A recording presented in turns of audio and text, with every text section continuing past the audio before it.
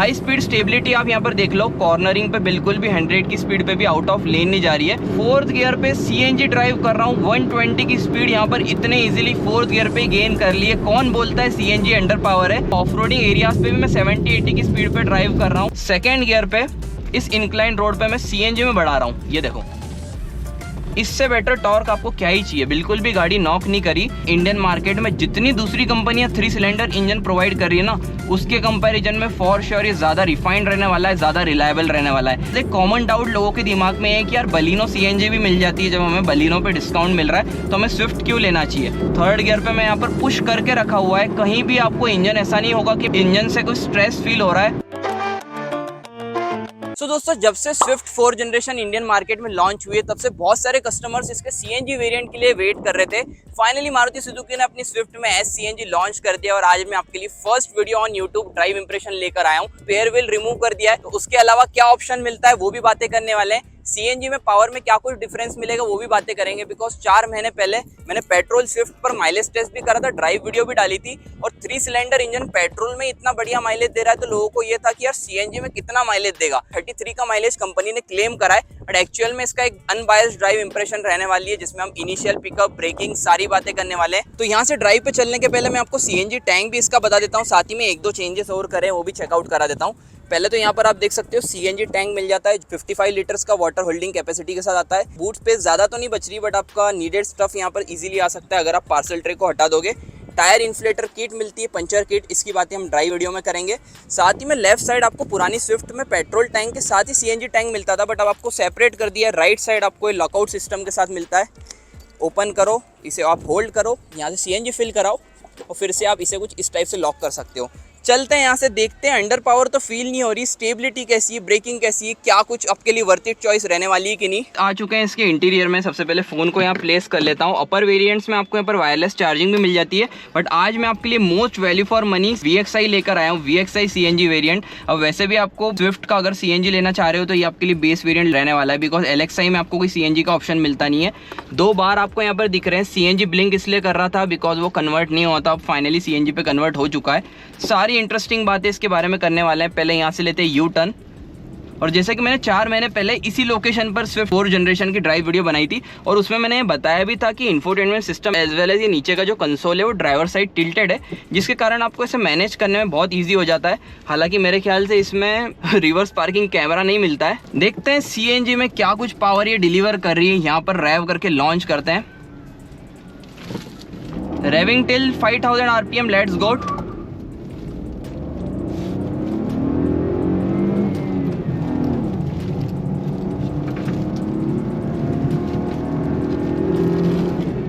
First time अगर आप चला रहे हो तो आपको पेट्रोल और सीएनजी में कोई डिफरेंस ही फील नहीं होने वाला। मतलब नो डाउट गाइस, सीएनजी पे मैं ड्राइव कर रहा हूँ, कंपनी फिटेड सीएनजी का यही फायदा है, कहीं से कहीं तक आपको पावर लैग फील नहीं हो रहा है। अभी देखो 3rd गियर पे मैं कांस्टेंट ड्राइव कर रहा हूँ और मुझे जहाँ तक लगता है ये 100 की स्पीड अचीव कर लेगी। लाइक 80 यहाँ पर क्रॉस कर दी है। सबसे पहले तो मैं आपको इंजन बता देता हूँ। देखो, कोई ऐसे बीच में आता है तो इमीडिएट ब्रेकिंग बढ़िया है, हालांकि हम ब्रेकिंग की बात आगे करने वाले हैं। सबसे पहले इंजन ऑप्शंस की बात करें, 1.2 लीटर का इसमें जी सीरीज इंजन दिया था, जो कि आपको 3 सिलेंडर मिलता था। अब 3 सिलेंडर में ही कंपनी जो है इतना बढ़िया आपको माइलेज क्लेम कर रही थी, जो कि 24.75 का, मतलब ऑलमोस्ट 25 का तो आपको पेट्रोल में ही मिलता था और 25.5 से 26 का माइलेज ऑटोमेटिक में मिलता था। बट आपको सीएनजी देने वाली है 33 का माइलेज। हाई स्पीड स्टेबिलिटी आप यहाँ पर देख लो, कॉर्नरिंग पे बिल्कुल भी 100 की स्पीड पे भी आउट ऑफ लेन नहीं जा रही है। बट जहाँ तक कि पावर स्पेक्स की बात है, अब अगर आप 1.2 लीटर का अपना पेट्रोल इंजन लेते हो तो उसमें 80 bhp की पावर एंड 112 Nm का टॉर्क मिलता है। बट अगर आप सीएनजी लेते हो तो देखो पावर ड्रॉप ज़्यादा नहीं हो रहा है, 68 bhp की पावर मिलती है एंड 102 Nm का टॉर्क आपको मिलने वाला है। तो ऐसा देखो पावर लैग ऐसा भी आपको महसूस नहीं होगा। बाकी आप देखो ऐसे शार्प लेन्स ले रहे हो, मज़ा आता है इसको चलाने में। स्विफ्ट आपको कभी भी ऐसे अंडर कॉन्फिडेंट फील नहीं कराएगी शार्प लेन्स लेने में। हालांकि अभी हम लो एंड टॉर्क भी चेक करने वाले हैं, ऑफ रोडिंग पे भी ड्राइव करके देखेंगे। बट यहाँ से लेते हैं यू टर्न। वो कंपनी फिटेड सीएनजी का फ़ायदा ये रहता है कि आपको बिल्कुल भी कभी भी ऐसा फील नहीं होगा कि यार गाड़ी अंडर पावर्ड है।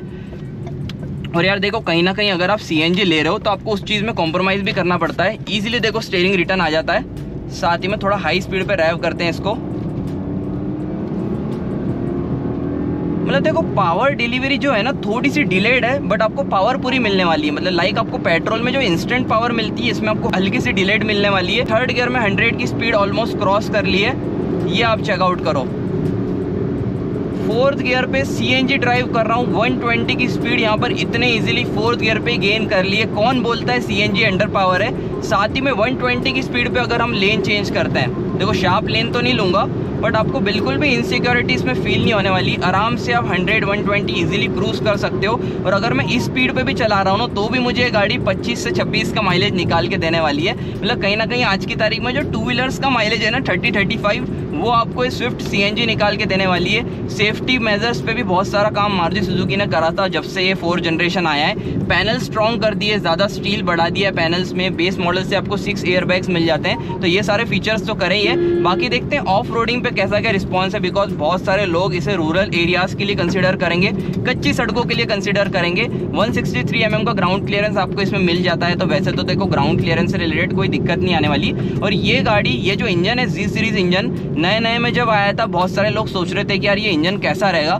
तो मैं आपको एक चीज़ बोलना चाहूँगा, इंडियन मार्केट में जितनी दूसरी कंपनियाँ 3 सिलेंडर इंजन प्रोवाइड कर रही है ना, उसके कंपैरिजन में फॉर श्योर ये ज़्यादा रिफाइंड रहने वाला है, ज़्यादा रिलायबल रहने वाला है। साथ ही में इस गाड़ी को 4-5 महीने इंडियन मार्केट में हो चुके हैं, तो ऐसा जैसा कोई इशू है नहीं। बहुत सारे कस्टमर्स को बढ़िया माइलेज दे रही है 25-26 का, और कोई मेजर इशू भी नहीं आया है। साथ ही में देखो यहाँ पर अपना ऑफ रोडिंग पैच आ चुका है।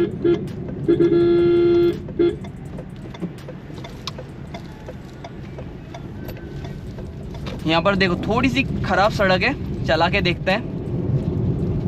मैकफर्सन स्ट्रट मिलते हैं फ्रंट में, सस्पेंशन रियर में torsion beam with coil spring.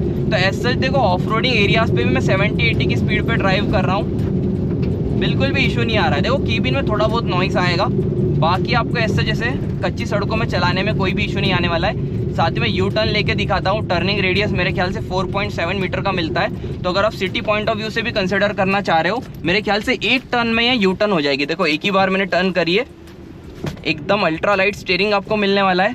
साथ ही में फ्लैट बॉटम स्टीयरिंग व्हील है ना, तो आप चलाने में बहुत ज़्यादा इजी हो जाता है। और देखो इजीली मैंने यहाँ पर टर्न कर लिया है। सीएनजी में इसका लो एंड टॉर्क मैं वहाँ पर तो बताऊँगा जहाँ पर इंक्लाइन पैच है, बाकी अब यहाँ पर भी चेक कर लो। First gear, second gear, CNG है।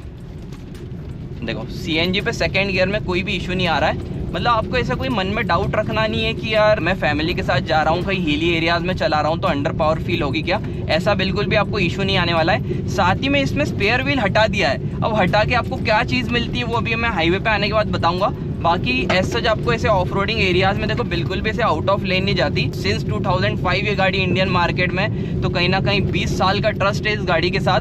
अब देखो जो मैं आपको लो एंड टॉर्क सीएनजी में बताना चाह रहा था, अब देखो मैं थर्ड गियर नहीं डालूंगा, सेकेंड गियर पे इस इंक्लाइन रोड पे मैं सीएनजी में बढ़ा रहा हूँ। ये देखो इससे बेटर टॉर्क आपको क्या ही चाहिए, बिल्कुल भी गाड़ी नॉक नहीं करी। अब सीएनजी में सेकेंड गियर में यहाँ से डाल लूँ, थर्ड गियर डाल लूँ, नॉकिंग फील नहीं हो रही है। और क्या ही चाहिए, मतलब मुझे पता ही नहीं लग रहा है मैं सीएनजी ड्राइव कर रहा हूँ। ब्लाइंड स्पॉट यहाँ पर कोई भी फील नहीं हो रहा है। ए पिलर यहाँ पर ज़्यादा बड़ा है नहीं, तो एज अ बिगनर भी आप स्विफ्ट कंसिडर कर रहे हो तो बढ़िया चॉइस रहने वाली है। अब देखो मैं थर्ड गियर पे यहाँ से ऑफ करता हूँ और पेट्रोल पे ड्राइव करता हूँ। देखो पेट्रोल पे भी अगर मैं ड्राइव कर रहा हूँ, यहाँ पर आप देख सकते हो पेट्रोल पे कन्वर्ट हो चुकी है।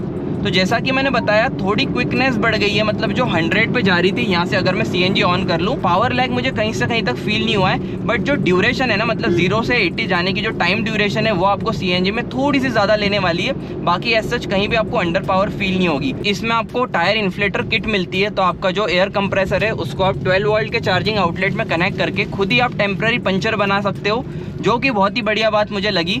फोर्थ गियर पे हूँ, फोर्थ गियर पे अगर मैं ड्राइव कर रहा हूँ, थोड़ा टाइम यहाँ पर ले रही है, नॉकिंग बिल्कुल भी फील नहीं हुई।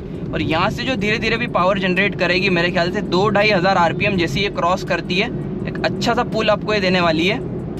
देखो थोड़ा टाइम यहाँ पर ले रही है, जो कि मैंने आपको बताया।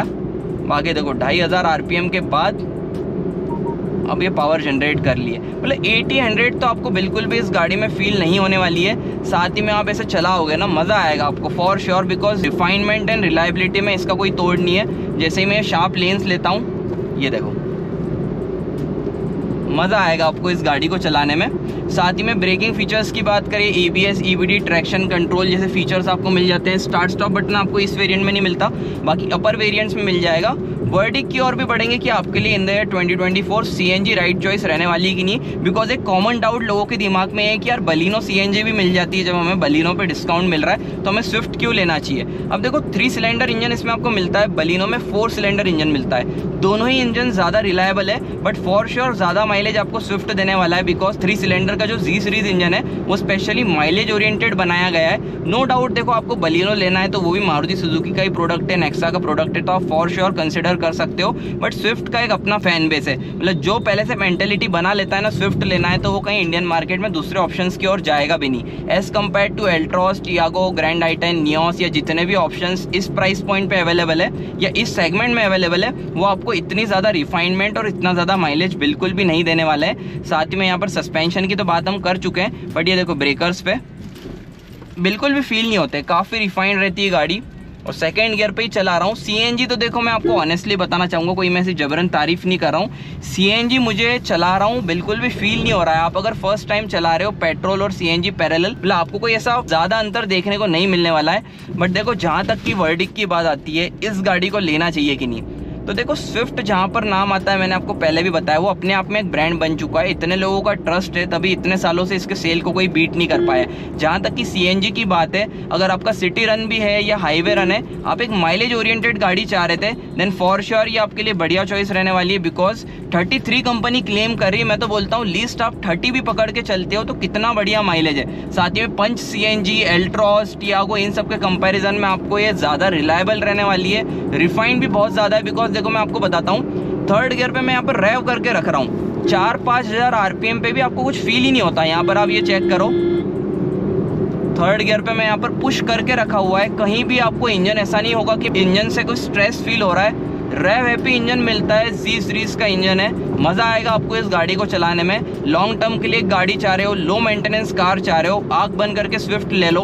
कंपैरिजन वीडियो बोलोगे तो आपके लिए लेकर आ जाऊंगा, बट जो स्विफ्ट लेने का प्लान करता है वो पहले से मन बना के ही शोरूम आता है, तो वो वाला सीन रहने वाला है। बाकी ओवरऑल CNG के बाद भी पावर लैग बिल्कुल भी फील नहीं हो रहा है। बूट में आपको थोड़ा सा कॉम्प्रोमाइज़ करना पड़ेगा, बाकी ओवरऑल आपके लिए परफेक्ट चॉइस रहने वाली है। वीडियो को एंड करते गाइस, यहाँ तक देखी हो, अच्छी लगी हो तो यार लाइक करना, चैनल को सब्सक्राइब कर लेना। सो मिलते हैं ऐसे एक इंटरेस्टिंग कंटेंट के साथ।